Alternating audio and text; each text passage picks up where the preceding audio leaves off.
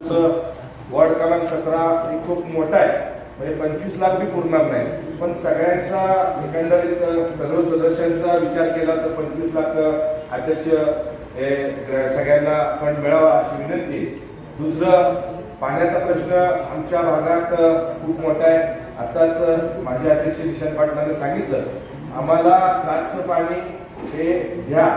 आमची मागणी आमच्या त्रिशंकू भागातल्या सर्व गोडवलीकरांचं आणि विलासपूर गोळीबारच्या भागातल्या लोकांचं मागणी आहे. आपल्याला पाणी थोडं मुबलक शिल्लक आहे, आपण इथून प्रयोजन करावं, काचचं पाणी आम्हाला मिळावं अशी विनंती आहे.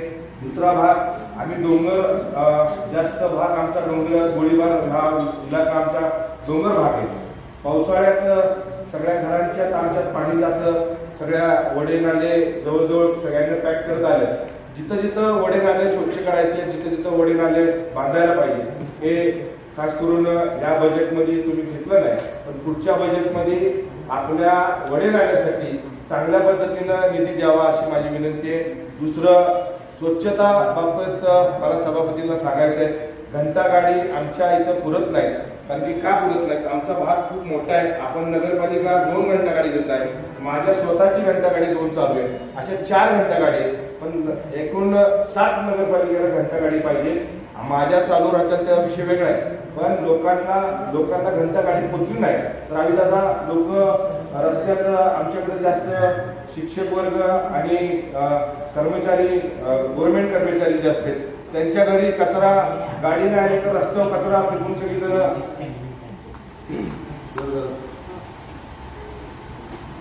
कचरा लोक गाडी फेकून जातात. त्यामुळे आपल्या इथं जास्त अडचण होती.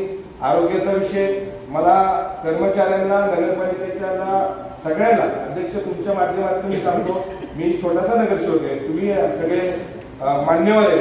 नगरपालिकेत आल्यानंतर कर्मचारी वर्ग कोण कुठं आहे, जसं ताई म्हणल्या, कोण कुठं बसतंय कोण कुठं जात आहे. नगरसेवक आले की कर्मचारीच नसतात. 12ला आलो तरी जेवायला गेले, 3ला आलो तरी बाहेर आलेच नाहीत. अशी परिस्थिती आहे. लोकांच्या कामासाठी, लोकांच्या मागणीसाठी, लोकांच्या विकासासाठी आम्ही इथे येतो. आम्ही इथं काय फिरायला गप्पा मारायला चहा प्यायला येत नाही.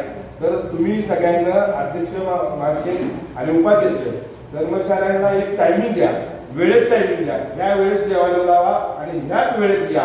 कारण की काय झालंय, आम्ही आलो की कर्मचारी म्हणतो जेवायला गेलेत, कुठे गेले साहेब, घरी गेलेत, कुठे गेले साहेब, इंजिनियर बाहेर गेलेत. आणि महत्वाचं, सातारा शहराला 2च इंजिनियर आहेत.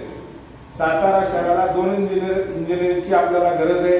त्यांनाच इस्टिमेट करायचं, त्यांनाच साईड बघायची, त्यांनाच सगळं काम करायचं. हे प्राधान्य अविदादा दोन्ही महाराजांच्या माध्यमातून आपल्याला इंजिनियर नवीन या नगरपालिकेला भरायला पाहिजे. तर आपल्या विकास कामाचं सगळ्यांच्या वॉर्डात विकास काम होईल. एवढंच मला सांगायचं. चांगल्या पद्धतीने तुम्ही बजेट केलं. कुणी तुमच्या बजेटवर बोलत असेल तर चुकीचं आहे. विरोधक बोलणार, नवीन बोलणारी माणसं असतात, पण तुम्ही चांगल्या पद्धतीने काम करताय. नगराध्यक्ष साहेब, तुम्हाला सातारा शहरानं एवढी भरभरून मतं दिली, तुम्ही एवढ्या जास्त मताला सगळ्यांना आला. त्यामुळं आमचं जसा आमच्या वार्डावर अधिकार आहे तसा तुमचा सगळ्या शहरावर अधिकार आहे. त्यामुळे तुम्ही बी आमच्या सगळ्यांच्या वार्डात लक्ष घालून तुम्ही लक्ष घालतात. तुमचं काम चांगलं आहे, प्रभुतांचं काम चांगलं आहे, गटनेत्याचं काम चांगलं आहे.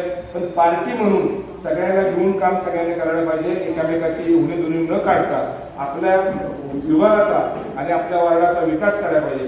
पुन्हा एकदा दोन्ही महाराजांचं मनापासून आभार मानतो आणि तुमच्या या सगळ्या सदस्यांचा आभार मानतो. आणि माझ्या विलासपूर गोळीबारच्या लोकांना मला निवडून दिलं म्हणून या सभागृहात बोलायला संधी मिळाली, मला बोलायची संधी दिली, त्याबद्दल अध्यक्ष उपाध्यक्षांचे मनापासून आभार मानून माझे 2 शब्द संपवतो. जय हिंद, जय महाराष्ट्र.